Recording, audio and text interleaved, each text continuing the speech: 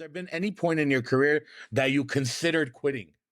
Yeah, yeah. There was one. Okay, it's gonna sound funny. Like when I fought Nick Diaz in California in probably, I don't know, 2002, 2003, and I was supposed to fight Jake Fields. I was like, okay, I know this guy's. Let's fight this guy. And he got like some kind of sickness. So they're like, well, we found somebody else. His name's Nick Diaz. He won Grappler's Quest and he's undefeated. And this is that. And I was like, he's like 20 years old. I was like, man, whatever. I'll beat this little kid. I'm like, you don't put some little kid with me. I fought in UFC. I fight in Japan. And I fought him and I was like, this kid's not going away. And I lost the split decision. It was a close fight. It was a good fight. I busted his head open with a knee in the head. He busted me open at the end with a punch.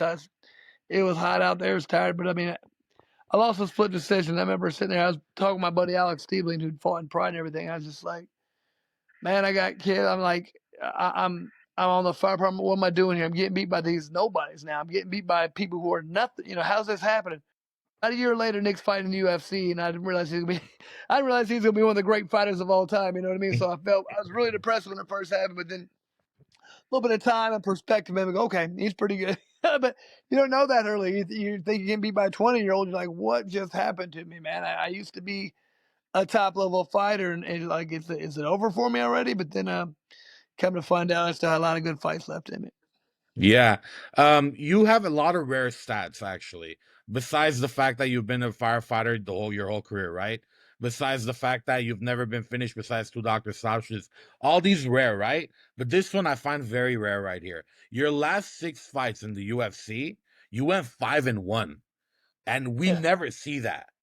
Usually anyone's last fights in the UFC is like mostly losses, right? In those 6 fights, you beat Matt Brown, Matt Serra, and Dan Hardy. Can you walk us through the mindset of you had it in those years? Man, like I said, I felt like I was definitely hitting on all cylinders at that point. I was trying to make my last title run. I was really excited.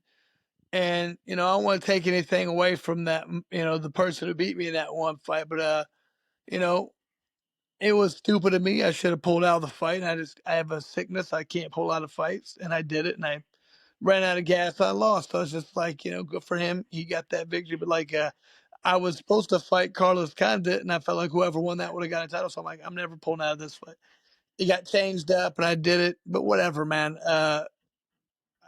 They won fair and square. So I just know that I felt like I was really at the top of my game. I was on a high note, and you know when I beat Dan Hardy, went out on top. It was a good feeling, man. And I was always like, I have a good feeling after fighting. I felt like so many of the fighters I know, so many, like you said, you lose 5 out of your last 6. Nobody wins 5 of the last 6. So they're on a downhill slide, and then they get forced out of the game. I didn't get forced out of the game. I went out on my terms, and so I'm always very happy with how my career went. I know a lot of people who have a bitter taste in their mouth at the end. So I always think it's important.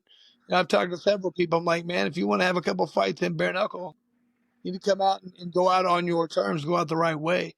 You decide when you quit. You don't let them tell you when to quit. And like I said, I came out. It was hard for me to do because my MMA career ended so great.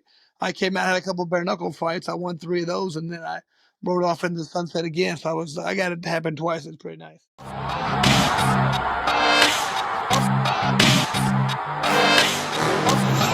Wearing a T-shirt that says "Never Made." I believe him. I think he's